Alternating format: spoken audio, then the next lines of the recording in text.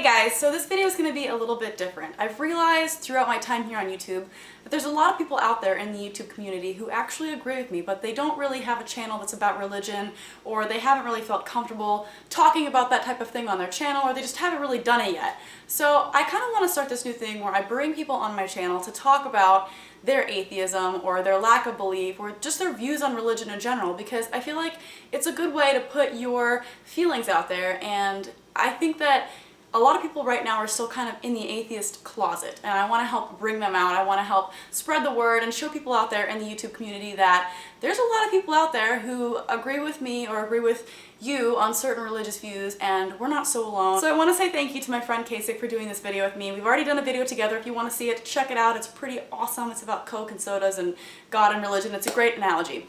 So make sure to check that out. So thank you for doing this interview, and I hope that you guys enjoy it.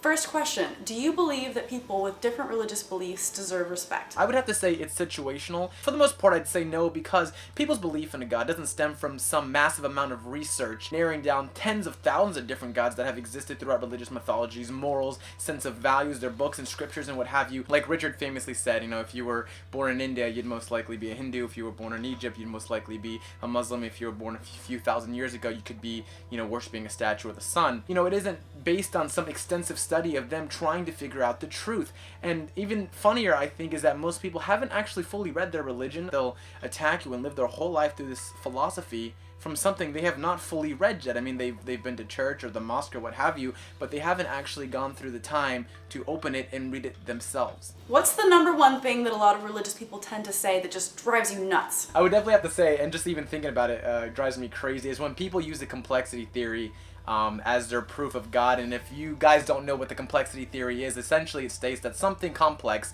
needs a creator as complex or more so. So they use this logic to say that's why we know that God created us, because we're complex creatures.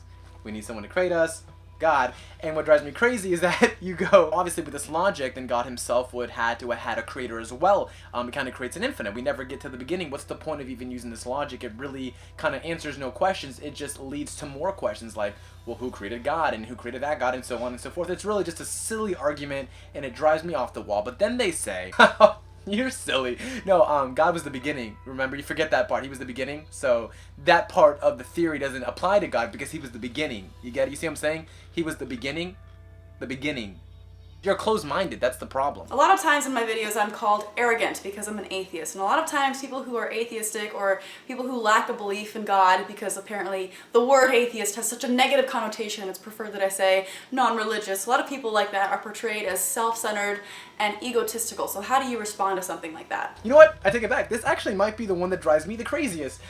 We live in the Milky Way galaxy, and our planet roughly takes up 0.00000000001% of space in our own galaxy. There are speculated to be billions and billions of galaxies, and somehow we are the most important part of it. It was all created for us, and if you don't believe that, you're egotistical. Literally drives me crazy. And the thing that really blows my mind is that we are so insignificant in this universe. People don't understand that. I mean, in our very own galaxy, we don't matter, and if we want to change that, we have to come together as a species. Not as Christians, not as Muslims, not as any type of color, but as a species. It's the only way that we're gonna survive and matter. Okay, so a lot of religious people tend to say things like, well, if there ain't no God, then what's the point of doing anything good? Why even get up in the morning? Why not just go out and steal from everyone and murder a bunch of people? Because obviously, if I stopped believing in God, or somebody proved to me right now that there were no God, I would just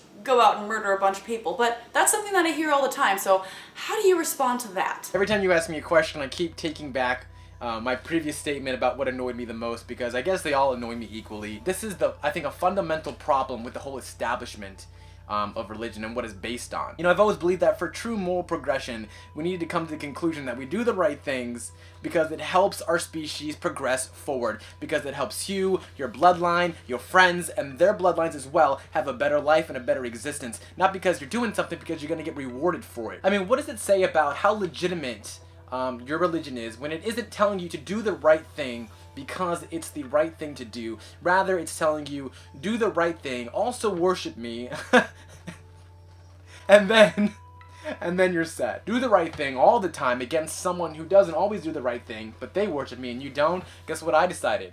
I'm just gonna have you burn forever. But I love you. Alright, well that's all the questions I had for this interview. Make sure to check out his channel and subscribe.